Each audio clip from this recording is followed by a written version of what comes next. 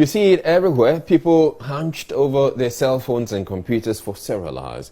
It is the leading cause of a new health condition commonly referred to as text neck. Joy News' Komladom explores the phenomenon, which he reports is sending many people to hospital with back and neck complications. Most people look on their phones with their heads bent forward for long hours on a daily basis. And you might not realize that, because even with desktop computers and laptops, it is nearly the same. Fingers slap the keys on the keyboard while the eyes remain fixed on a screen below the natural eye level. Your head weighs as much as a 10-pound bowling ball, and in the position you find nearly everyone hold their head while using their phones, your head can feel like 40 pounds or more, putting tremendous pressure on your neck and lower back. Is it painful? The top is, yeah, so there's a lot of tension over there. Myoskeletal therapist at Best Hands Therapy Clinic, Kafui Badiga, says he's been seeing a lot of patients with unbearable neck and back problems. Enter into a car, go to the bank, the mall, and all that you see is that everybody is going in this particular direction. Now, apart from the text neck, we have a term that we also call the flexaholic society. It's like we are gradually going in this particular manner or format. When you keep doing this for a long time, as in bending down and watching over your phone and doing stuff, eventually your spine, the natural curvatures of your spine will begin to diminish. That's the first thing. Now you're going to have a lot of tension build up in the neck. A lot of pressure is going to be put on the disc and the nerves in your neck. And then not that alone, you are going to have your shoulders rounded. Okay, then the rounding of the shoulder, the openings or the foramens for which you have the nerves branching through are going to reduce. And that is going to put a lot of pressure, on your nerves. Now, what happens is that eventually you may develop a condition we call carpal tunnel, or sometimes what we call thoracic outlet syndrome.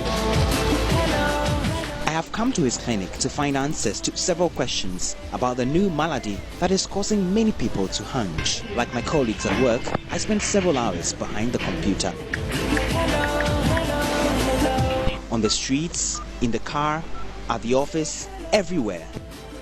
It's not a good habit, but because of interesting things that we used to do on our phones, that's why sometimes we'll be in this postcard. If I'm on maybe business or something on WhatsApp or Facebook. Emmanuel Fosu concedes it is a habit. Emmanuel feels the impact of a long bend forward.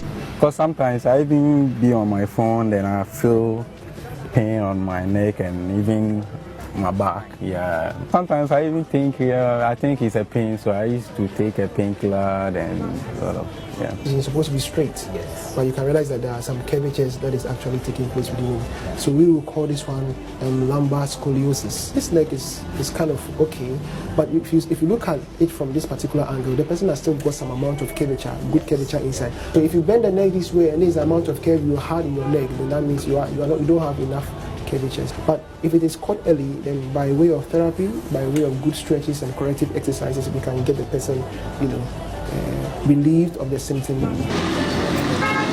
People like Emmanuel mirror the bigger picture of a country and its people, gradually causing their neck and back discomfort and pain that could lead to long-term spine problems. What that you just need is a cloth or a very light towel, as I'm holding.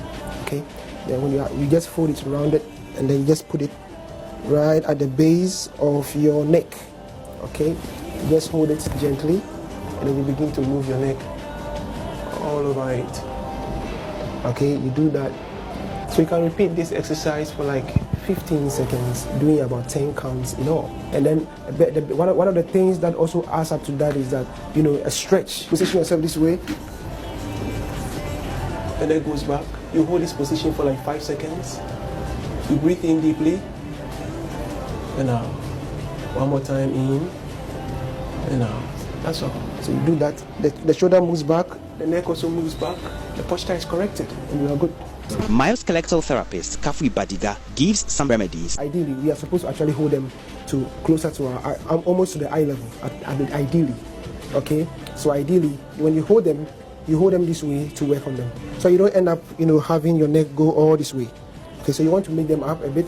If this is your laptop or something, when you put it down, it must come up to the eye level, or you adjust your seat to come up a bit, then you can bring it to the eye level, then you can begin to use them. Or either you depress your seat so the computer is up and then you are below, so that you can watch the screen properly and use. Follow the advice of those who know.